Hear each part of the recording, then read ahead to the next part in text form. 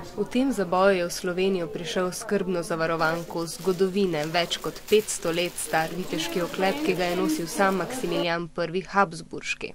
In nosil ga je prav na posebnih viteških turnirjih, ki so na njem pustili še danes vidne sledi boja. Po eni strani je to vrhunski oklep, ki ga kralj nosil za turnir. In sicer turnir, ko se je bojeval na konju in s kopjem. In ravno kop je recimo tisti sestavni del, ki se redko ohrani.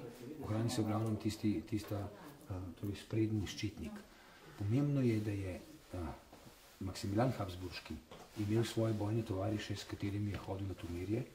In eden od teh tovarišev je bil tudi Gašper Lamberger, ki je bil doma zgradil kamen pri Begunjah. In on je dal upodobiti Gašper svoje turnirske boje v eni knjigi, ki je danes hrani v muzeju v Dunaju. In v njej je 87 bojev na turnirju z naravnimi nasprotniki, lepo so narisani, in eden od teh nasprotnikov je tudi Maksimilijan Habsburški.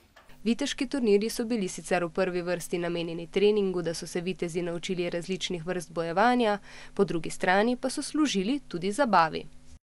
Tako da so se dogajali ponavadi nekje v mestih, kjer je bilo mogoče organizirati tribune za gledalce. Imeli so točno določena pravila in seveda tisti, ki je zmagal, je potem poražencu vzel njegovo opremo, pa tudi denar. Vitez oziroma bojevnik srednjega veka pa ni mogel postati vsak. To so bili lahko le moški, ki pa so si morali svojo viteško čast zaslužiti v boju, pri katerem so jezdili na konju, ki je prav tako lahko nosil zaščito. Njihova oprema pa ni bila tako težka, kot pogosto mislimo, sploh meči, ki so jih držali v eni roki. Ta je težak samo 1,7 kg in ga lahko držimo tudi dame.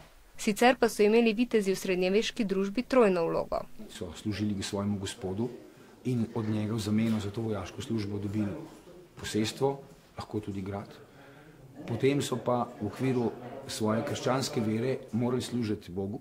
Služiti pa so morali tudi svoji dami in včasih so kakšno celo rešili, o čemer obstaja več zgodb. Najbolj znamenita je seveda v Svetem Juriju, ki je premagal zmaja, zato da je režil kraljično. Zmaj je namreč simbol za vso zlo, proti kateremu so se vitezi borili.